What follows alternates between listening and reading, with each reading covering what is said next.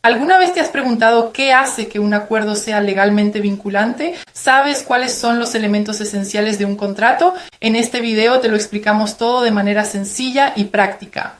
Hoy vamos a sumergirnos en el fascinante mundo del derecho contractual. Hablaremos de los conceptos básicos, los elementos esenciales y la importancia de los contratos en nuestra vida diaria. Al final de este video podrás identificar los componentes clave de un contrato, entender su importancia y aplicar estos conocimientos en tus casos. El contrato es definido en el Código Civil venezolano, artículo 1133, como una convención entre dos o más personas para constituir, reglar, transmitir, modificar o extinguir entre ellas un vínculo jurídico. Acuerdo de dos o más personas que crea un vínculo jurídico capaz de producir obligaciones patrimoniales entre estas. Tanto Gallo como Ulpiano, juristas romanos, definían al contrato como convención es un convenio de dos o más personas, con el fin de crear, transferir, modificar o extinguir una obligación. De la definición anterior se pueden señalar los caracteres más importantes. El contrato constituye una especie de convención, puesto que involucra el concurso de las voluntades de dos o más personas conjugadas para la realización de un determinado efecto jurídico, que puede consistir en la creación, regulación, transmisión, modificación o extinción de un vínculo jurídico. No es necesario que las manifestaciones de voluntad integrantes del contrato sean idénticas, sino basta con que se conjuguen o complementen y coincidan en la realización del efecto jurídico deseado. Así se explica cómo las partes de un contrato, no obstante representar a menudo intereses contrapuestos, puedan aunar sus voluntades en la obtención de un efecto deseado por ambas. Siendo una convención, no hay duda de que el contrato pertenece a los negocios jurídicos bilaterales, caracterizados por la concurrencia de dos o más manifestaciones de voluntad que al conjugarse producen determinados efectos para todas las partes. Dado que el Código Civil venezolano acoge, por decirlo así, un concepto bastante amplio del contrato, es difícil llegar a establecer diferencias tajantes con la convención. No obstante, las diferencias señaladas en relación con el contenido eminentemente patrimonial de las relaciones jurídicas objeto del contrato pueden servir de criterio de distinción. El contrato regula relaciones o vínculos jurídicos de carácter patrimonial, susceptibles de ser valorados desde un punto de vista económico. Dentro del negocio jurídico, el contrato es el instrumento más apto y frecuente utilizado por las personas para reglamentar sus relaciones económicas y pecuniarias. El carácter eminentemente patrimonial de los vínculos jurídicos objeto del contrato es quizás el signo peculiar del mismo y lo que permite distinguirlo de la convención propiamente dicha, reservada para las relaciones jurídicas de carácter extrapatrimonial. Podemos decir entonces que el contrato regula relaciones o vínculos jurídicos de carácter patrimonial susceptibles de ser valorados desde un punto de vista económico. El contrato produce efectos obligatorios para todas las partes, siendo el contrato el resultado de la libre manifestación de voluntad de las partes contratantes e imperando en el derecho moderno el principio consensualista, es obvio que sea de obligatorio cumplimiento para las partes, quienes así lo han querido y consentido en limitar sus respectivas voluntades. Otro aspecto a destacar es que el contrato es fuente de obligaciones. El contrato constituye una de las principales fuentes de obligaciones, quizás la que engendra mayor número de relaciones obligatorias. No hay duda de que es una figura desencadenante de derechos y deberes, de comportamientos y conductas. El negocio jurídico, en derecho, es la vía mediante la que se crean, se extinguen o se modifican las relaciones jurídicas. Supone la declaración de voluntad de dos partes que buscan lograr un determinado resultado.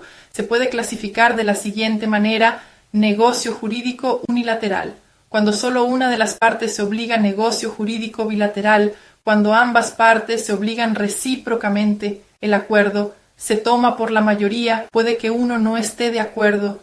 La convención, para que exista, se requiere de unanimidad, que todas las partes del contrato estén de acuerdo. En el artículo 1141 del Código Civil se establecen las condiciones requeridas para la existencia del contrato. Estas son: Primera, consentimiento de las partes. Segunda, objeto que pueda ser materia del contrato. Tercera, causa lícita. Y es imperativo agregar un adicional: la capacidad de cada una de las partes o sujetos intervinientes. Hablemos del consentimiento. Esta es la coincidencia de dos declaraciones de voluntad que, procediendo de dos sujetos capaces, se unen concurriendo a un fin común. Es la manifestación de voluntad de las partes contratantes.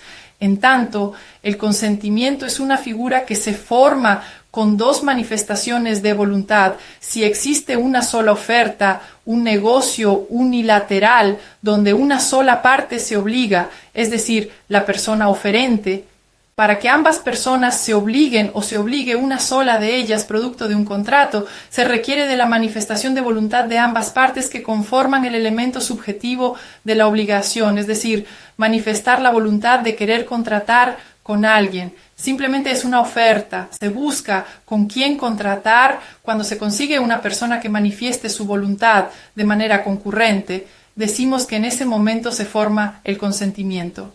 Sigamos con el objeto de todo contrato. Es producir unas o varias obligaciones de dar, hacer o no hacer.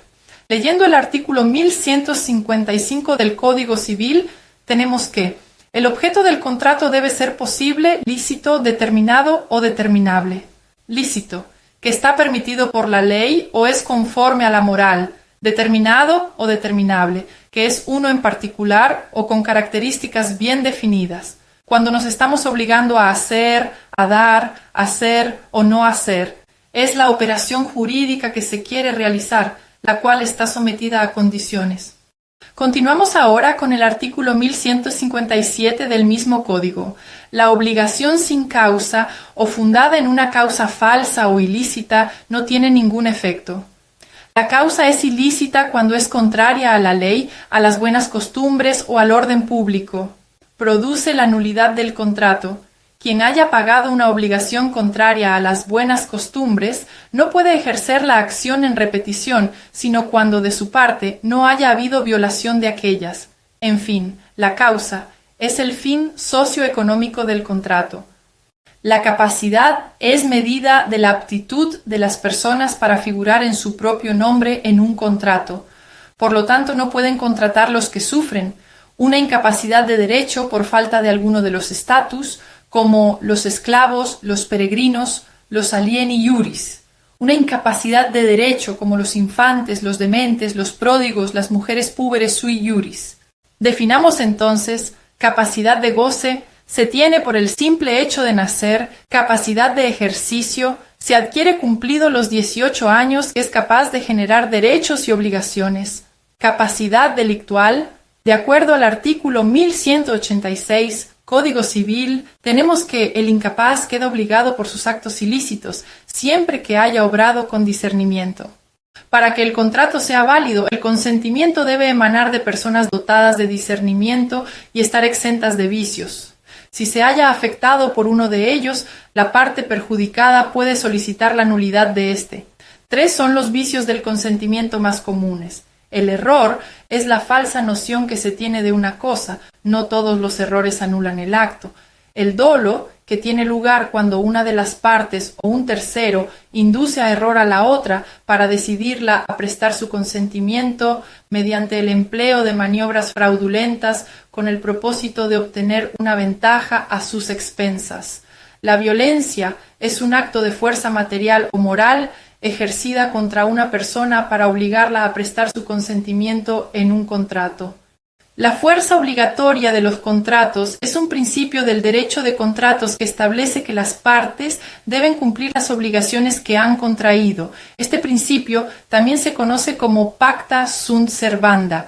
La fuerza obligatoria de los contratos se basa en la autonomía de la voluntad de los contratantes. Esto significa que los contratantes son libres de decidir entablar relaciones personales y que lo pactado en el contrato es obligatorio para ellos. Las características de la fuerza obligatoria de los contratos son: las partes deben cumplir las obligaciones que han contraído. El contrato es intangible, es decir, no se pueden modificar los términos del contrato, salvo en casos excepcionales. Los jueces y tribunales deben hacer cumplir las obligaciones establecidas en el contrato.